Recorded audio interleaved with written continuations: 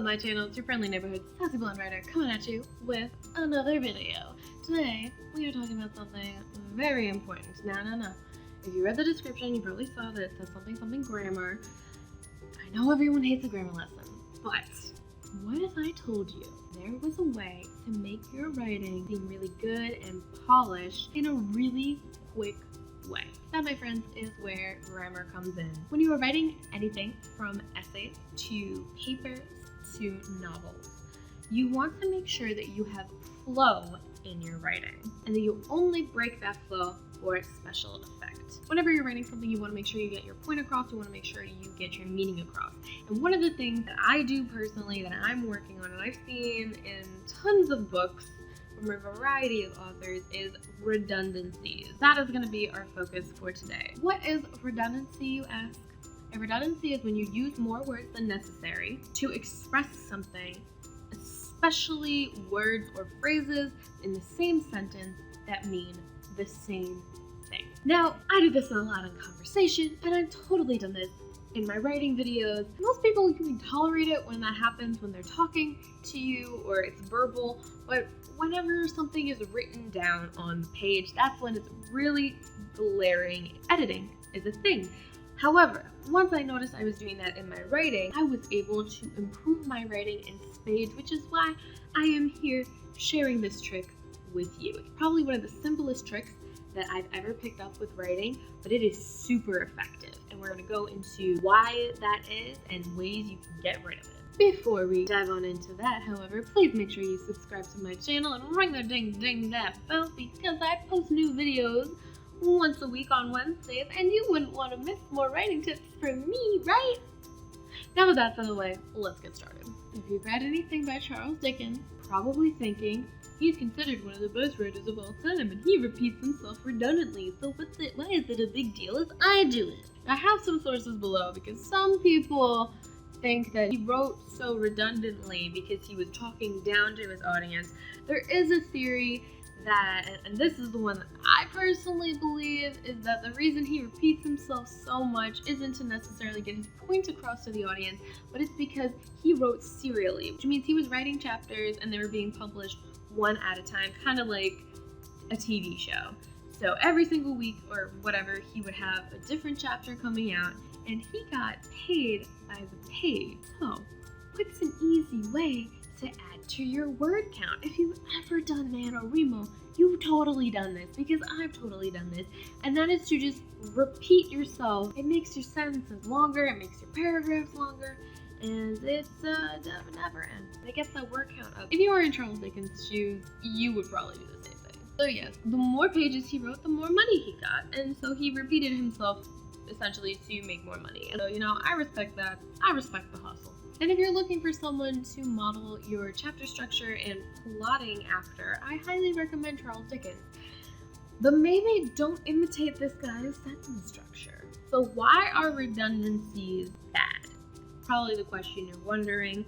Redundancies are kind of like mustard. It can be really good in small doses and can be super effective when you use it lightly. But if you use too much, you can ruin it. So let's look at an example. It was the best of times. It was the worst of times. It was the age of wisdom. It was the age of foolishness. It was the epoch of belief and the epoch of incredulity. It was the season of light. It was the season of darkness. It was the spring of hope. It was a winter of despair. We had everything before us. We had nothing before us. We were all going direct to heaven. We were all going direct the other way. In short, the period was so far like the present period that some of its noisiest authorities insisted on its being received, for good or for evil, in the superlative degree of comparison only. Oh my God, we get it. So it starts off fine. Very famous first line, at least the first bit is, that it was the best of times, it was the worst of times. It was the age of wisdom, it was the age of foolishness. But then it takes up the space of a regular paragraph, but it is one sentence. That was all just strung together by commas. Now, most writers don't use redundancies like Charles Dickens does in a 10-line run-on sentence. However, they do crop up in other ways. So that is one of my favorite examples of redundancies, because it is very over the top. You very quickly get to the point where you're like, okay, where are you going with this? Okay, all right, okay, we get it. All right, you literally said the same thing. Can we move on now? Very quickly in that one sentence. So there are basically two types of redundancies that crop up in writing. You have sentence-long redundancies, like what our good friend Charles Dickens did, and we're going to talk about how to fix that in a little bit. And then you have small word redundancies, which are actually a lot more common than you think they are. And once you start looking out for them, it'll clean up your writing a lot. An example of small redundancies is so-and-so stood up on their feet. That's redundant because if you get up on your feet, you obviously stood up. And if you stood up, you obviously got up on your feet. The only reason you would mention it is if this is an uncommon occurrence, like it's a centaur that normally has several legs and now they have human feet, or it's a mermaid and normally she has a tail, and then you stand up on feet and you're like, what happened to the tail? Only use this type of redundancy if it's for contrast to what's normally happening, like you're writing about a mermaid who suddenly got feet and it's a big deal. But other than that, generally it doesn't really make sense. Other common redundancies include the following: small in size or large in size, true facts, basic fundamentals, past history, smiled happily, evolve over time. These are pretty common. I mean, even as I was reading them, I know for a fact that I've definitely written smile happily, as if you smile for other reasons normally. So the easiest fix for this one is, and you'll find it when you're editing, and the more aware you are of this as an issue, the easier it is to stop yourself. So basically, you pick one and ditch the rest of the sentence. So for small in size, you could just say, it was small. Instead of saying true facts, you would say it was true or it was a fact. You don't need to say true facts. Facts are supposed to be true. Instead of past history, it happened in the past, or it was history, because history is literally the past. Get the picture? Redundancies like this are pretty small scale as far as writing goes. They don't seem like a big deal. However, the more you write them, the more the reader notices them, the more annoying they're going to be. And if you write something and then you are revising it and you notice these redundancies, and you clean them up, it just makes your writing seem so much more clear and concise. Especially if you only leave them in there for exceptions to the rule, for when it's not normally like that. Exceptions to the rule would also be, you say true facts because you're in a dystopian future and what is stated as a fact isn't always actually true. Keep an eye out for those exceptions when you write those redundancies. Generally, saying somebody smiled happily is not usually a big deal. The second you remove those redundancies, your writing is so much more clear and concise and seems a lot more polished. Now for the more complex versions of redundancies, like what Charles Dickens wrote, it's a little bit more complicated to find a fix, and it's also just it's a lot easier to explain through example. The following sentence is riddled with redundancies within the sentence structure.